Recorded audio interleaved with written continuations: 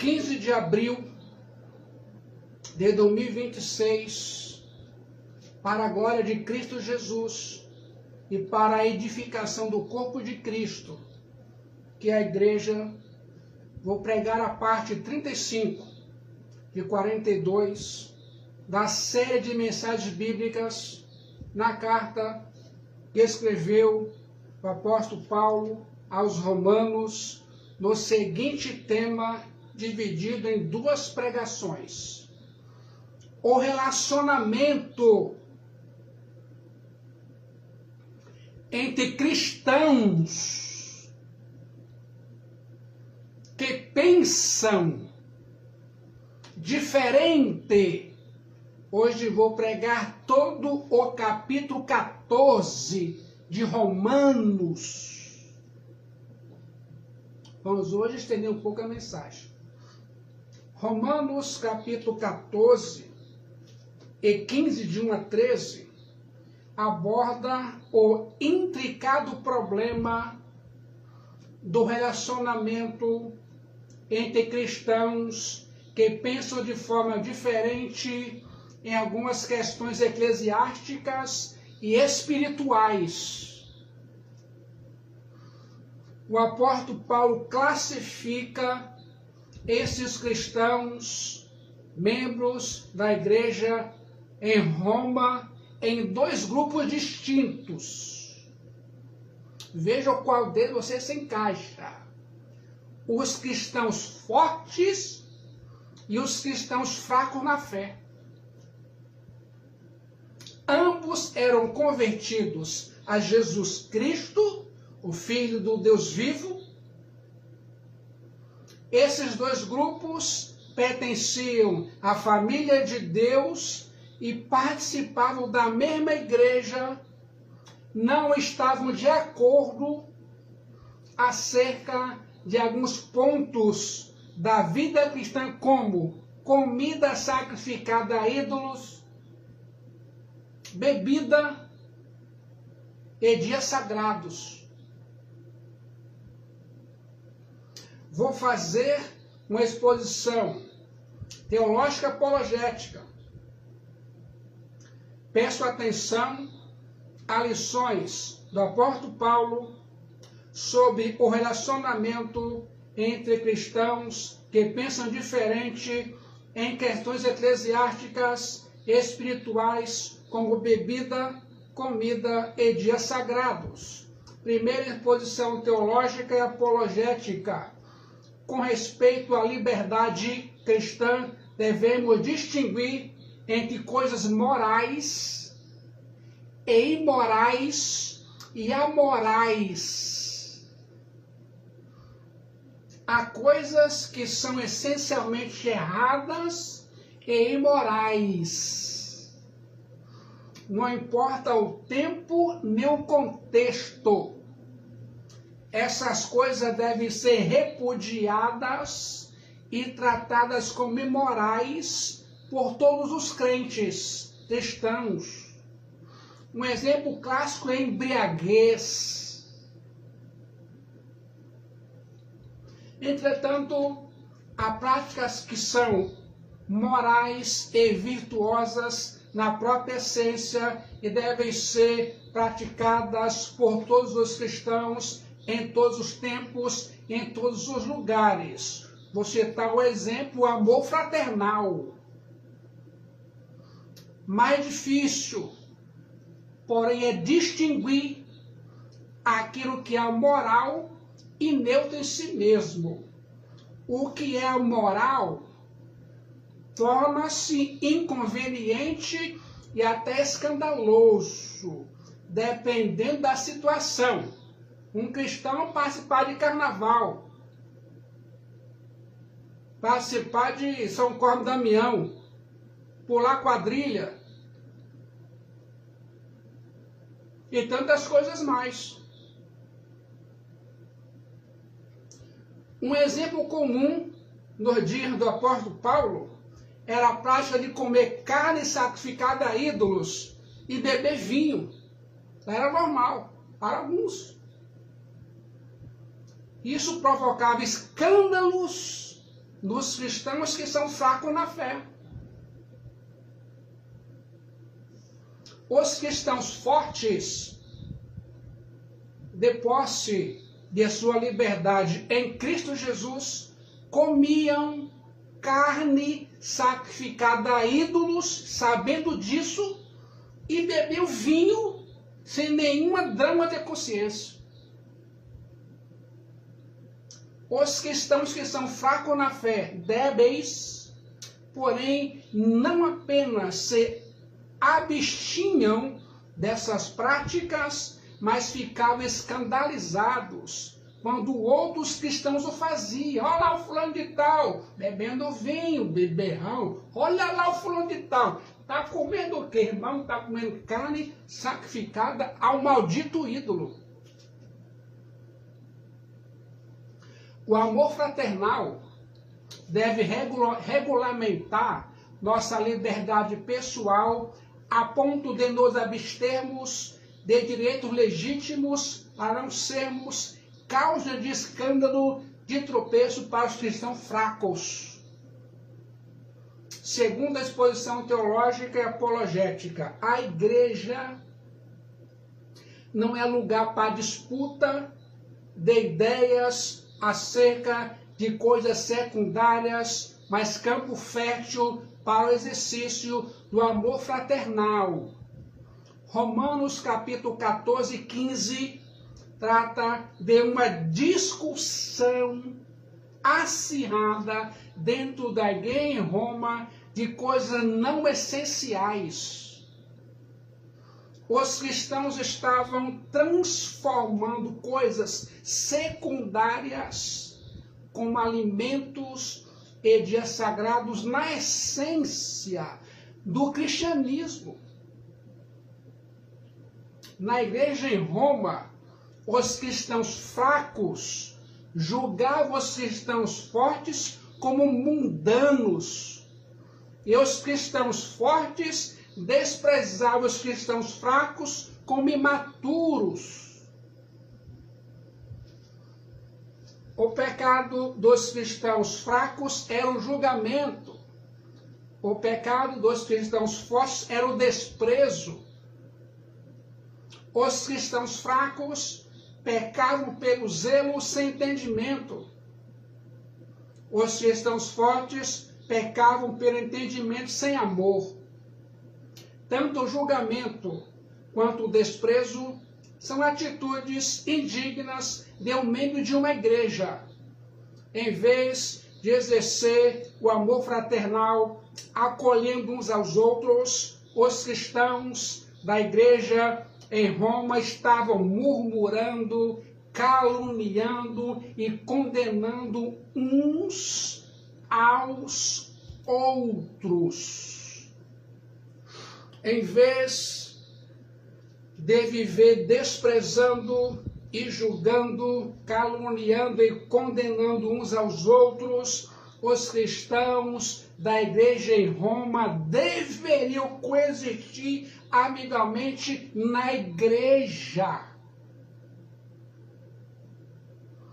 Há duas pessoas que destroem a comunhão da igreja. Primeiro o próprio crente e depois o diabo.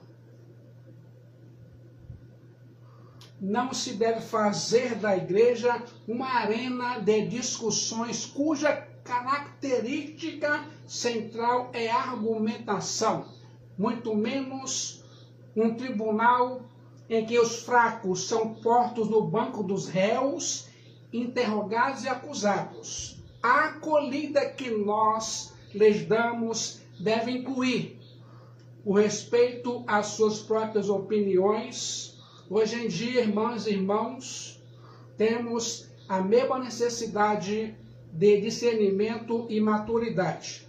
Não devemos exaltar as coisas não essenciais, especialmente questões de costumes e rituais, ao nível do essencial, fazendo deles teste de ortodoxia e condição para a comunhão. Não raro, as igrejas contemporâneas passam e passam muito tempo discutindo coisas periféricas e secundárias, como usos e costumes, do que fazendo apologia sobre a essência do Evangelho de Jesus Cristo, o Filho de Deus Salvador, e precisam tomar vergonha.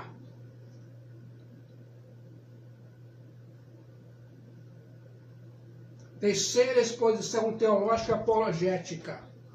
Na igreja, uma mesma matéria pode ser tratada com tolerância compassiva ou intolerância inegociável. A questão da guarda de dias especiais foi abordada pelo apóstolo Paulo na sua carta aos Gálatas de forma absolutamente diversa. Em Gálatas 4, 10 e 11, na carta aos Gálatas, estava em jogo a essência do Evangelho de Jesus Cristo, o Filho do Deus vivo, pois os judaizantes agregavam a observância desses dias especiais no pacote da salvação, dizendo que se os gentios não guardassem essas datas do calendário judaico, não podiam ser salvos. E essa é prática muito infernal. Agora, na igreja em Colossos, em Colossenses, era uma heresia complexa do que a Galácia. Lá era o gnosticismo. Esse movimento pregava um dualismo evidente entre o campo espiritual e o material, considerando que a salvação consistia em libertar o espírito do que é material. Os gnósticos alegavam que a observância a determinada dieta e a determinados dias pode alcançar o favor de Deus. Mentira! Na carta aos Romanos, porém, a questão não envolvia a essência do Evangelho. Por isso, o apóstolo Paulo foi tão brando e recomendou aos dois grupos da igreja em Roma agir com amor e respeito mútuo. Esse mesmo espírito de tolerância e respeito governou o concílio de Jerusalém, lá no livro de Atos dos Apóstolos. A decisão daquele importante conclave deu aos cristãos judeus a liberdade de continuar com suas práticas culturais e cerimoniais peculiares e recomendou aos cristãos gentios convertidos a Cristo Jesus que em determinadas circunstâncias abstivessem de práticas que pudessem ofender a consciência sensível dos cristãos judeus. Você sabia? Primeira verdade teológica: acolha seu irmão e aprenda a viver com diferentes. É de bom alvitre acender a candeia e ter um pouco mais de luz acerca da natureza desses dois grupos na igreja em Roma. Os membros de cada grupo devem ser considerados cristãos genuínos. Cada grupo criticava um ao outro, e a Bíblia diz em Romanos 14, 12, assim, pois, cada um de nós dará contas de si mesmo a Deus. Quer saber quem eram os cristãos fracos na fé? Vou oferecer 4 alternativas. Primeira alternativa: ex-idólatras recém-convertidos do paganismo. Segunda alternativa: ascetas. Uma seta é uma pessoa que pratica a ascese, vivendo uma vida de severa autodisciplina, renúncia aos prazeres materiais e abnegação, geralmente por motivos religiosos, espirituais ou filosóficos. Terceira alternativa, legalistas.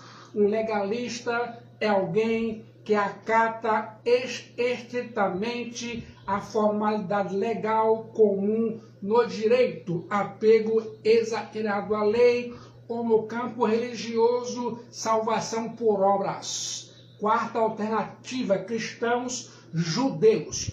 É consenso geral que os cristãos chamados fracos eram oriundos das fileiras do judaísmo, os quais, embora tivesse depositado sua fé no Messias Cristo e Jesus, ainda viviam comprometidos com as regras judaicas concernentes à dieta e aos dias religiosos. Isso não significa que somente os gentios pertencessem à porção forte e somente os judeus à porção fraca, pois uma vez o apóstolo Paulo foi hebreu de hebreus e se incluiu entre os fortes. Os cristãos que são débeis ou fracos na fé tinham uma fé deficiente, eram imaturos, incultos e até equivocados. Os cristãos que são débeis na fé sofriam pressões inconscientes que os paralisavam, eram escrupulosos e inibidos. Os cristãos que são débeis na fé, fracos na fé, não tinham plena compreensão de que esses ritos dietéticos e focados em calendários religiosos eram meras sombras do Evangelho de Cristo Jesus, as quais, pela obra expiatória, estavam desobrigados de cumprir. Consegue entender tudo isso? A deficiência de conhecimento os tornou cristãos julgadores, carregados de muitos escrúpulos. O que falta ao cristão fraco não é força de vontade, mas liberdade de consciência. A palavra grega débil, asteneo, usada pelo apóstolo Paulo, fraco indica alguém que é momentaneamente fraco, mas pode tornar-se forte. Vale ressaltar que a fraqueza aqui não era associada a nenhum afastamento da fé em Cristo, e isso explica o tom de moderação adotado pelo apóstolo Paulo, enquanto motivo que causava as observâncias ascéticas duramente condenadas na Epístola Gálatas e Colossenses era uma subversão do próprio Evangelho de Jesus Cristo. Consegue entender isso? Vou entrar na instante no texto bíblico. Quer saber quem eram os cristãos fortes? Eram aqueles cristãos judeus ou gentios que, convertidos a Jesus Cristo, o Filho do Deus vivo, haviam compreendido com mais clareza a liberdade cristã, desvencilhando-se dessa forma dos escrúpulos dos rituais judaicos com respeito à dieta e ao calendário religioso. A maior parte deste texto bíblico de Romanos 14 e 15 é destinada a eles, os cristãos fortes, embora o apóstolo Paulo deixa claro que acredita que a posição dos fortes está certa, estes não tinham o direito de desprezar os cristãos fracos, mas acolhê-los. Você sabia? O apóstolo Paulo ordena agora Romanos, capítulo 14, versículo 1. Acolhei ao que é débil na fé, você é fraco na fé, não porém para discutir opiniões.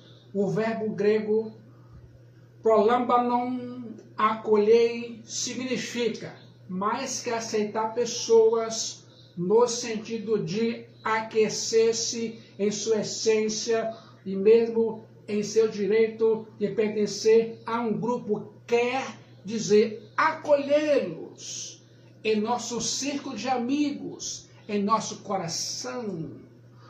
Isso implica o calor e a bondade que marcam o verdadeiro amor.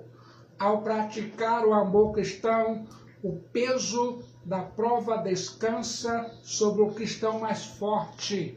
É ele quem deve amar e ajudar e não condenar o débil, ensiná-lo as sagradas letras, a Bíblia. Isso se chama discipulado contínuo.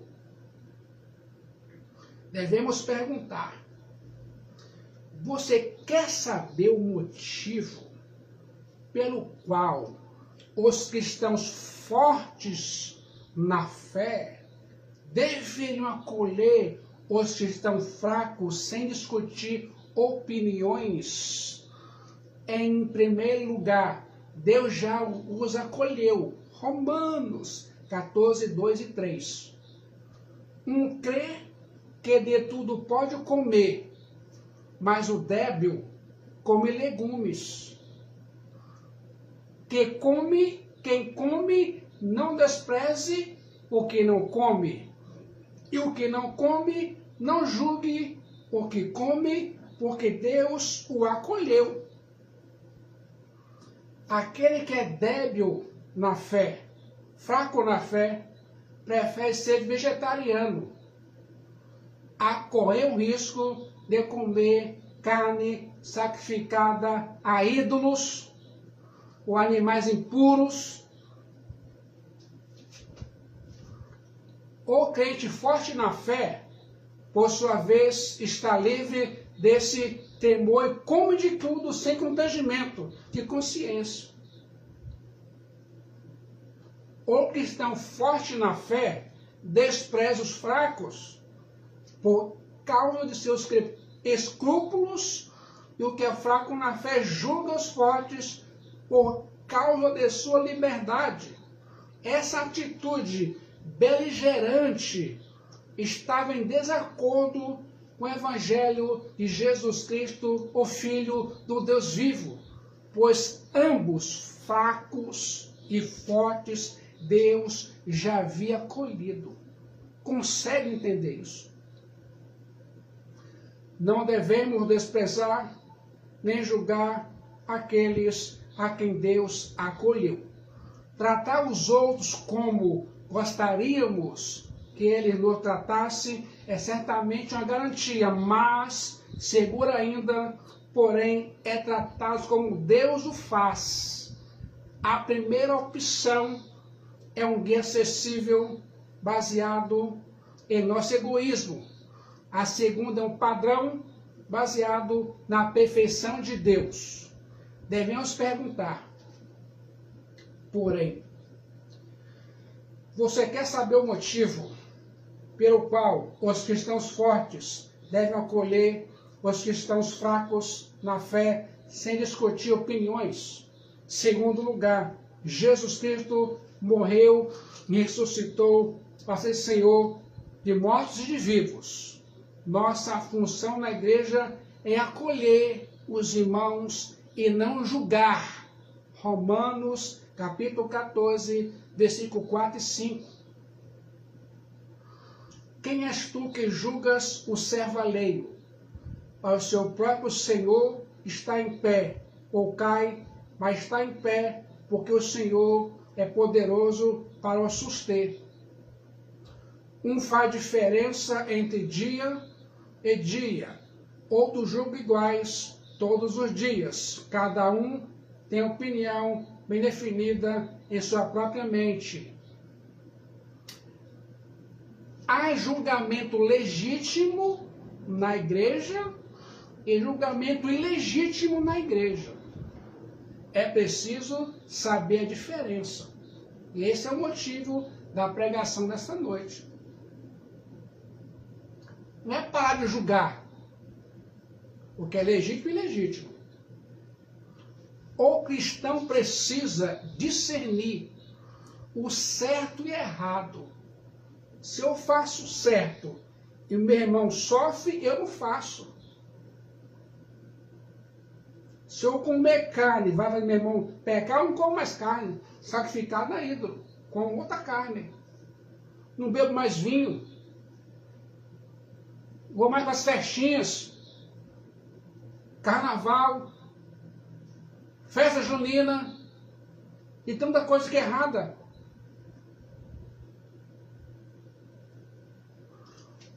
O cristão precisa distinguir entre os falsos profetas e aqueles que trazem o fiel ensino do Senhor. Aqui, contudo, o apóstolo Paulo condena a atitude de julgar o irmão, um servo de Jesus Cristo, por este ter uma opinião diferente acerca de assuntos secundários, como dieta e calendário religioso. Nosso papel na igreja não é nos assentarmos na cadeira de juiz para julgar os irmãos, mas acolhê-los com amor. Ficou interessado? Reflita sobre isso aqui e agora. A expressão em Romanos 14:5, cada um tem opinião bem definida em sua própria mente. Significa que cada cristão deve estar certo de que aquilo que faz é para o Senhor, não apenas motivado por algum preconceito ou capricho. Nossa função na igreja é fazer tudo para agradar a Deus e não ganhar a aprovação dos homens. Romanos 14:6. Quem distingue entre dia e dia para o Senhor faz. E quem come para o Senhor come porque dá graças a Deus. E quem não come para o Senhor não come e dá graças a Deus. Tanto os abstêmios como os que comiam carne sacrificada a ídolos e bebiam vinho, tinham as suas funções governadas, dizem por Deus, e cultivavam o próprio propósito de agradar a Deus. Os que não comiam agradeciam a Deus por não comer. Porque comiam, agradeciam a Deus por comer. Os que guardavam de especiais o agradar de outros faziam por causa de Deus. E os que consideravam dias iguais, faziam também para agradar a Deus. Depende da consciência para não ferir o irmão. Nós estávamos no Paraná com pastores em Curitiba, sentamos à mesa do almoço, um pastor experiente ligou para mim, novo lá no Paraná: pastor Demilson, eu posso beber vinho, se eu beber você vai escandalizar? Sim, pastor, vou escandalizar. Ele não bebeu. Não bebeu. Ela é a cultura, ele não bebeu. Devemos perguntar: você quer saber o motivo pelo qual os cristãos fortes deveriam acolher os cristãos mais fracos na fé? Nossa função na igreja é viver para agradar a Deus, não a nós mesmos. Romanos 14:7-8. Porque nenhum de nós vive para si mesmo, nem morre para si.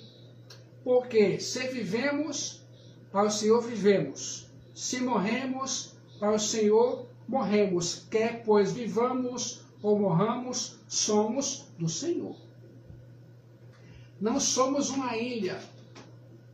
Nossas ações, como cristãos convertidos e membros de uma igreja evangélica, têm reflexos na vida de outros. Não vivemos nem morremos para nós mesmos. Vivemos e morremos ao Senhor Jesus Cristo. E somos do Senhor Jesus Cristo, tanto na vida como na morte.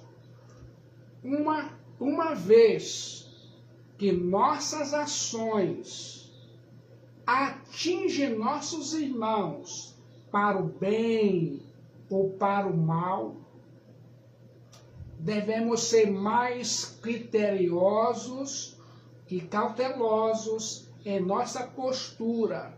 Não comer carne sacrificada a ídolo, não beber vinho e cuidado com o calendário judaico. Hoje as igrejas evangélicas estão lá dentro do calendário judaico, fere alguns e não outros.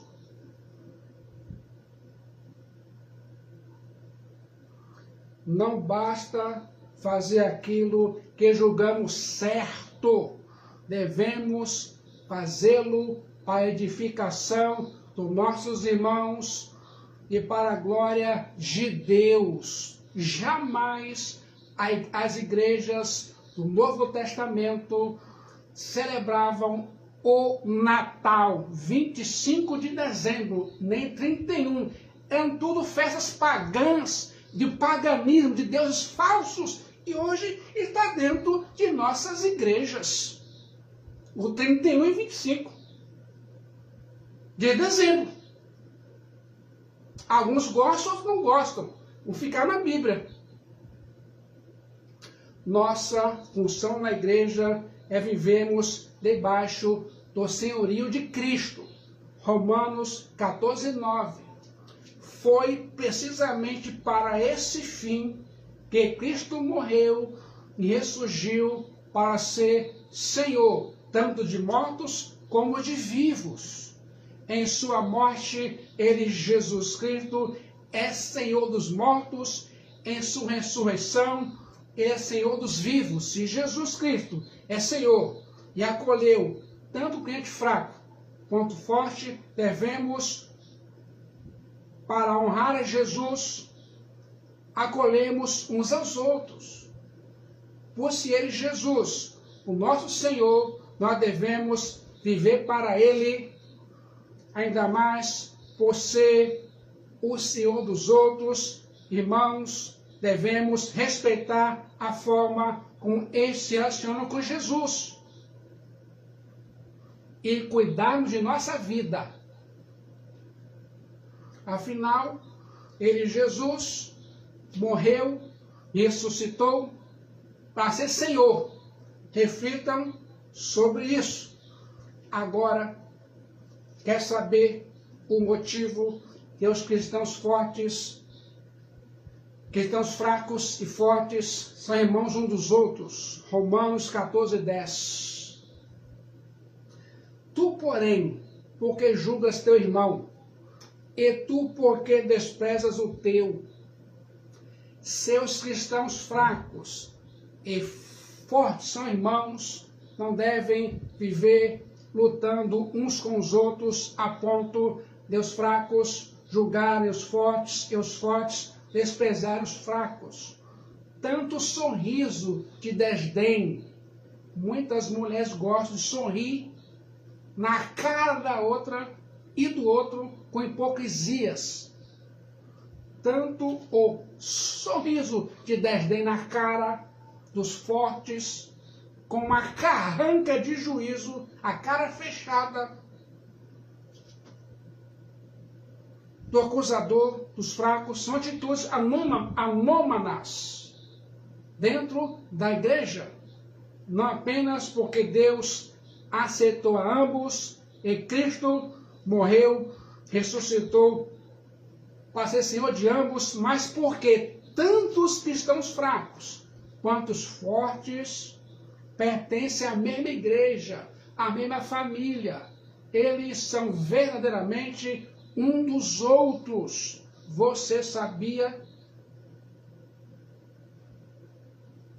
Eu quero que se lembre, todos nós seremos julgados no tribunal de Deus. Romanos 14, 10 a 12. Pois todos compareceremos perante o tribunal de Deus. Como está escrito, por minha vida, diz o Senhor, diante de mim se dobrará todo joelho e toda língua dará louvores a Deus. Assim, pois, cada um de nós dará contas desse mesmo a Deus. Vamos entender isso. Não devemos julgar nossos irmãos, porque nós seremos julgados no tribunal de Deus. Cada indivíduo prestará contas desse mesmo a Deus e não dos outros. Portanto, a necessidade é de julgarmos a nós mesmos. Você pensa assim, o que eu estou fazendo vai abençoar o meu irmão, a minha igreja? Senão eu não faço mais.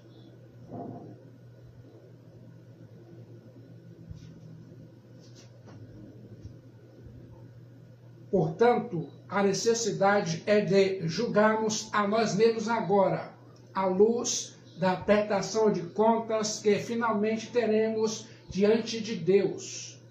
De acordo com a perspectiva bíblica e teológica tradicional, o cristão deve prestar contas de sua vida à igreja local a qual é membro e submeter-se à sua disciplina eclesiástica.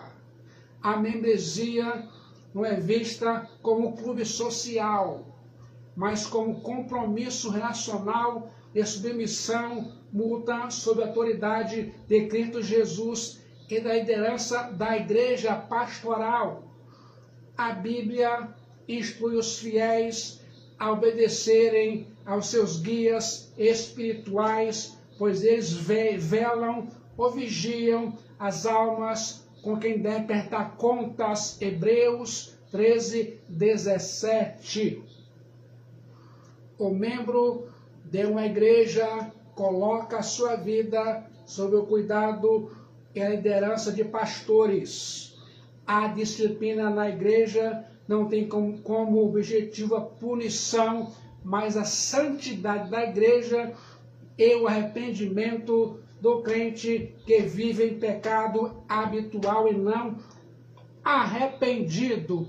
A igreja deve ser o corpo de Cristo puro.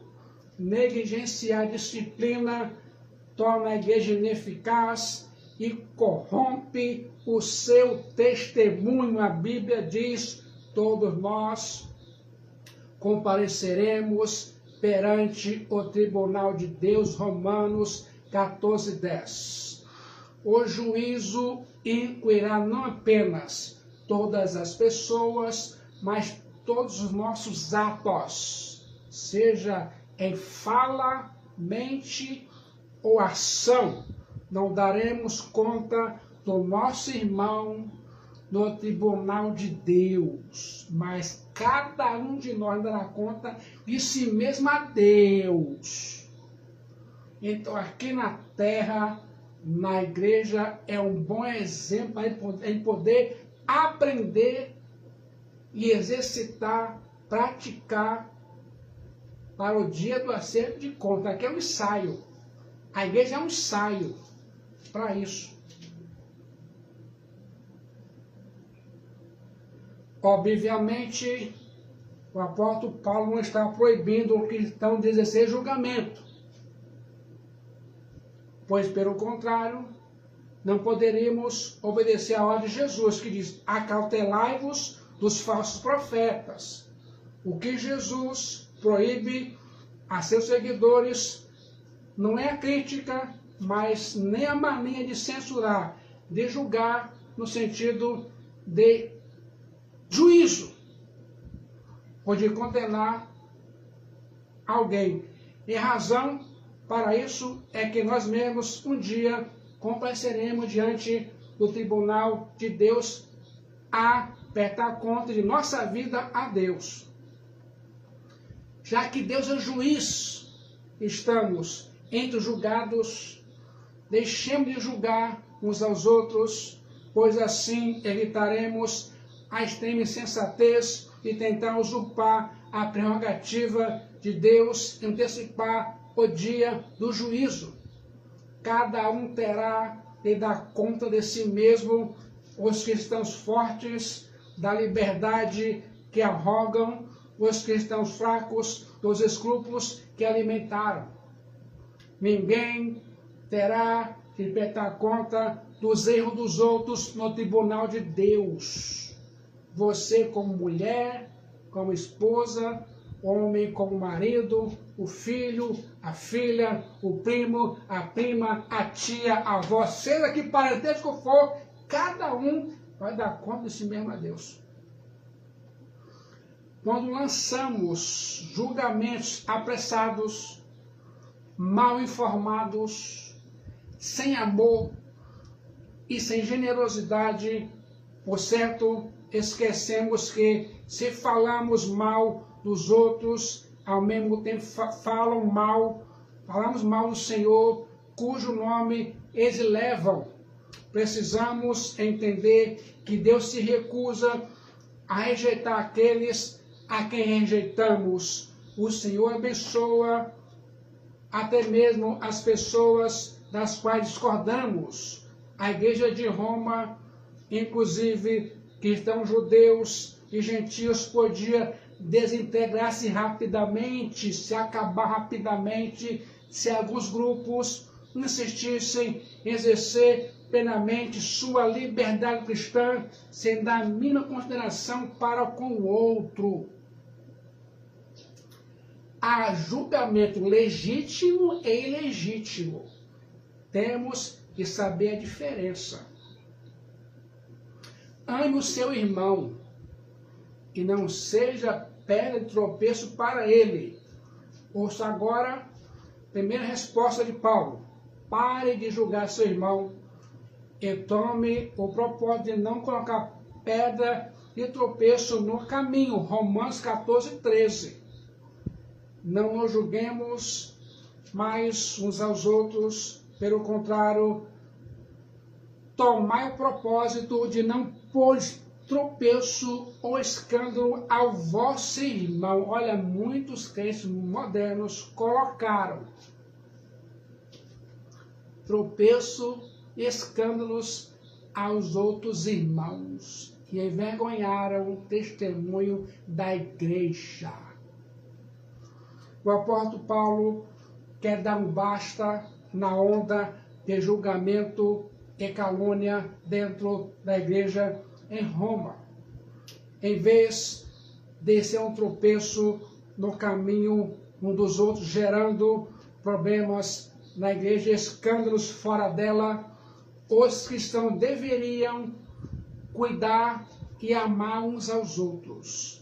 Nem o cristão forte, nem os cristãos fracos estão em posição de adotar uma atitude superior de juiz. Todos os sentimentos de calúnias, críticas e censuras devem e precisam ser extirpados de dentro da igreja de Cristo Jesus, o Filho do Deus vivo. Segunda resposta do apóstolo Paulo. Saiba que a impureza não está nas coisas exteriores, mas no interior, ou seja, no coração e na mente. Romanos capítulo 14, versículo 14. Eu sei e estou persuadido do Senhor Jesus, de que nenhuma coisa é de si mesma impura, salvo para aquele que assim considera. Para esse é impura. Há coisas que são essencialmente impuras e não é delas que o apóstolo Paulo está falando. Não podemos interpretar corretamente esse versículo tirando do seu contexto. O apóstolo Paulo está falando sobre dieta alimentar e calendário religioso judaico. Não há alimentos essencialmente impuros. Nas palavras de Jesus Cristo, não é aquilo que entra pela boca que contamina o homem, mas o que sai do coração. Mateus 15, 11. Jesus abrogou as leis sobre alimentos, declarando limpas todas as espécies. Marcos 7, 19. O apóstolo Pedro aprendeu a não considerar impura coisa ou pessoa alguma que Deus tivesse declarado limpa. Atos capítulo 10. Ouça agora o decreto apostólico do apóstolo Paulo, Romano, 1 Coríntios 4:4. 1 Coríntios 4:4. Pois tudo que Deus criou é bom, recebido com ações de graças, nada é recusável. Agora, 1 Timóteo 4:5. Porque pela palavra de Deus e pela oração é santificado.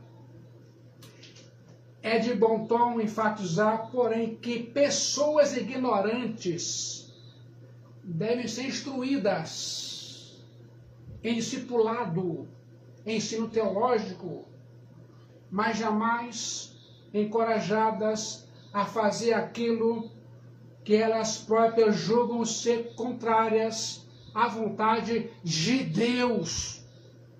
Por isso, existe nas igrejas o discipulado chamado maturidade cristã. Se você não gosta de estudar, você é ignorante. Ignorante, desculpa a expressão, ignorante. Pare de jogar seu irmão e tome o propósito de não colocar tropeço no seu caminho. Romanos 14:13, mais uma vez, não nos julguemos mais uns aos outros. Pelo contrário, tomar o propósito e não podes tropeço ou escândalo a vosso irmão. Saiba que a impureza não está nas coisas exteriores, mas no coração. Romanos 14:14. Eu sei, estou persuadido do Senhor Jesus, que nenhuma coisa é de si mesmo impura, salvo para aquele que assim a considera, para esse é impura. O amor fraternal, e não sua convicção dietética, deve ser o vetor de suas ações. Romanos 14:15. Se por causa de comida o teu irmão se entristece, já não andas segundo o amor fraternal. Por causa da tua comida, não faças perecer aquele a favor de quem Cristo morreu.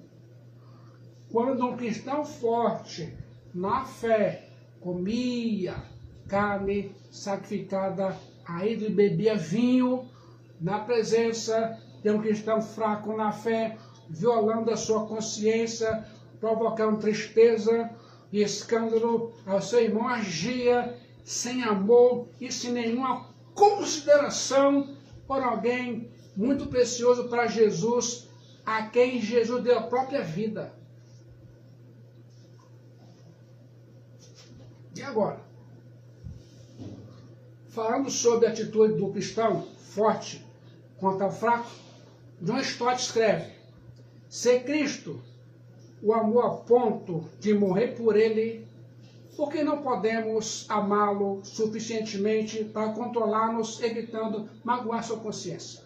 Se Cristo se sacrificou por seu bem-estar, que direito nós temos de prejudicá-lo? Se Cristo morreu para salvá-lo, não nos importa se vamos destruí-lo. Olha, irmãos, há uns pastores avarentos que só se dedicam a mamão, a riquezas. Vai para o culto, é prosperidade. Vai para o culto, é oferta. E oferta pequena deixa grandona. E é tudo oferta. Dinheiro. Aí traz vergonha para o outro pastor que não tem isso. Aí é escândalo. É escândalo, irmãos. Busque as coisas primeiras. Romanos 14:16-18.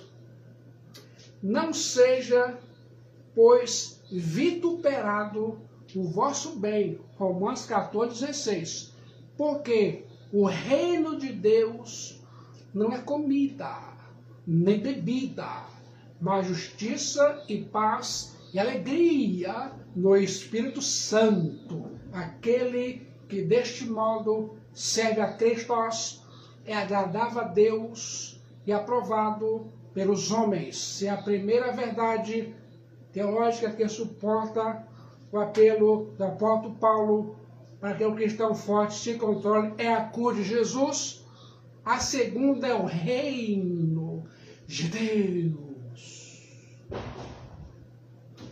Quando o cristão fraco na fé supervaloriza a dieta alimentar, pensando de abster-se certos alimentos, ou torna aceitável a Deus, comete um grave equívoco, uma vez que o reino de Deus não é comida nem bebida, mas justiça e paz e alegria no Espírito Santo. Romanos 14, 17. Viver um cristianismo legalista é inverter as prioridades, é colocar as coisas de ponta cabeça, é deixar de buscar as primeiras coisas primeiro. Entretanto, sempre que o crente forte insiste em usar sua liberdade para comer o que quiser, nem que seja às expensas do bem-estar do cristão mais fraco, está incorrendo em grave falha de desproporção. Ele está superestimando a importância da comida, que é trivial, e subestimando a importância do reino de Deus. Invista mais em relacionamentos que em rituais. Romanos 14, 19 e 20. Assim, pois, seguimos as coisas da paz e também a da edificação de uns para com os outros. Não destruas a obra de Deus por causa de comida. Todas as coisas, na verdade, são limpas, mas é mal para o homem o comer com escândalo. Romanos 14, 19 e 20. Em vez de os cristãos fortes violentarem a consciência do cristão fraco na fé, comendo o que para eles era impuro, deviam buscar a paz e edificação de uns para com os outros. Mesmo que o cristão forte estivesse com a razão, pleiteando que todas as coisas são limpas, ao comer essas coisas limpas perto dos cristãos débeis na fé, os escandalizavam. E essa atitude era incompatível com o amor fraternal, pois gerava conflito e não paz, calúnia, escândalo e não edificação. Tanto o cristão forte quanto o fraco na fé precisam crescer em maturidade espiritual e discernimento espiritual. Reflitam sobre isso aqui e agora. O cristão mais forte precisa crescer em amor, enquanto o cristão débil na fé, o mais fraco, precisa crescer em pleno conhecimento bíblico. O cristão fraco na fé deve aprender com o mais forte. O mais forte deve amar o cristão mais fraco. O resultado será a maturidade para a glória de Deus. Por amor a seu irmão, abstenha-se de seus próprios privilégios. Romanos 14, 21. É bom não comer carne, nem beber vinho, nem fazer coisa outra com que teu irmão venha tropeçar, ou se ofender, ou se enfraquecer. Romanos 14, 21. O apóstolo Paulo não se refere à glutonaria nem embriaguez. Essas coisas são em si mesmas pecaminosas e reprováveis. Paulo está aqui tratando sobre carne sacrificada a ídolo e beber vinho. E essa prática provocava escândalo na vida do cristão fraco na fé e do cristão forte deve abster-se disso por causa das coisas de edificação para o próximo. Presta atenção. Cuidado para não se tornar um cristão inconsistente e contraditório. Finalizando, Romanos 14, 22 e 23. Concluído. A fé que tens, tem-na para ti mesmo perante Deus. Bem-aventurado é aquele que não condena naquilo que aprova. Mas aquele que tem dúvidas é condenado se comer, porque o faz, não provém de fé. E tudo que não provém de fé é pecado. O apóstolo Paulo conclui seu argumento distinguindo entre o crer e o agir, entre motivação pessoal e conduta em público. O cristão precisa ser consistente para não falar uma coisa e fazer outra, não manter uma convicção e agir na contramão dessa convicção. Nenhum cristão pode tomar emprestadas as convicções dos outros para ter uma vida cristã honesta. Ser um cristão débil na fé, prisioneiro de seus escrúpulos, come carne contra as suas convicções para agradar os cristãos fortes, está pecando, porque essa conduta não procede de fé. O cristão débil na fé quer imitar a liberdade dos cristãos fortes sem compartilhar suas convicções, é condenado não só por sua própria consciência, mas por Deus. Portanto, os cristãos fortes não devem tentar os cristãos fracos na fé a violarem suas consciências, esperando que hajam como se não tivessem escrúpulos quanto a comer. Reflita sobre isso. E Paulo conclui: porque o que faz não provém de fé, e tudo o que não provém de fé é pecado. Romanos 14, 23. Isso significa que tudo que não é feito com convicção de que está de acordo com a vontade de Deus é pecaminoso, embora possa ser em si mesmo certo. Este ensino aplica-se não apenas a alimentos, mas a tudo. Se alguém estiver convencido de que algo é contrário à lei de Deus, e apesar disso praticar, é culpado diante de Deus, embora a coisa em si seja lícita, conseguem entender tudo isso, que o Espírito Santo de Deus complete e conclua essa pregação em Romanos 14 em suas vidas aqui e agora. Vamos orar com a irmã Gênesis.